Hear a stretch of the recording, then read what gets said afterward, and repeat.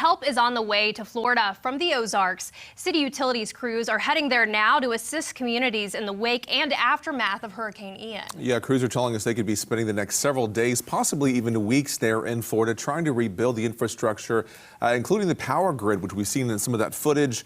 Power lines are just snapped and dangling in the wind.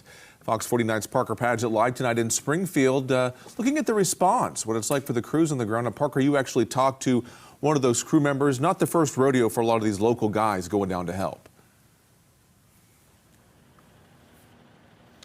Yeah, Mike, Sarah, we spoke to a supervisor with Springfield City Utilities who had responded to some disasters in the past, and we asked him to explain what lies ahead for these crews.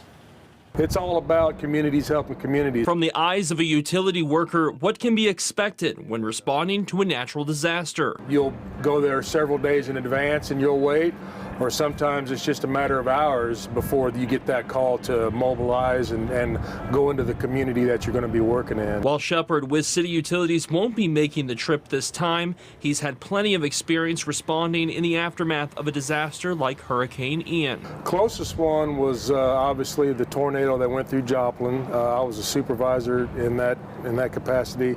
Been to Louisiana, been to Jacksonville, Florida. He says days can be hard, even with required rest. You're working a 16-hour day, and then you have an 8-hour rest period. So mentally, it changes, depending on the disaster and how much how devastated the community is. And those helping could be away from home for longer than expected. You could actually go work in a community for several weeks. They'll put out a call that they'll say, hey, we need some extra, help here in this area, and we'll just pack up and move to that area. So you could be gone anywhere from a week to a month or longer. Two workers who are on the way to Florida spoke about why they're making the trip. Everything just kind of lined up right this time for us, that we were able to send some help down, and proud to be able to represent the group that's doing that. Going through a hurricane, and being from New Orleans, I've experienced them for 29 years before I came up here, and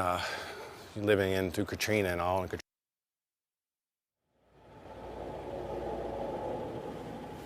City Utilities says their efforts and responses like this are determined by the needs of the local customers first. One worker that's en route to that area says the timing was just right to help those in Florida. Reporting live in Springfield, Parker Padgett, Ozarks First.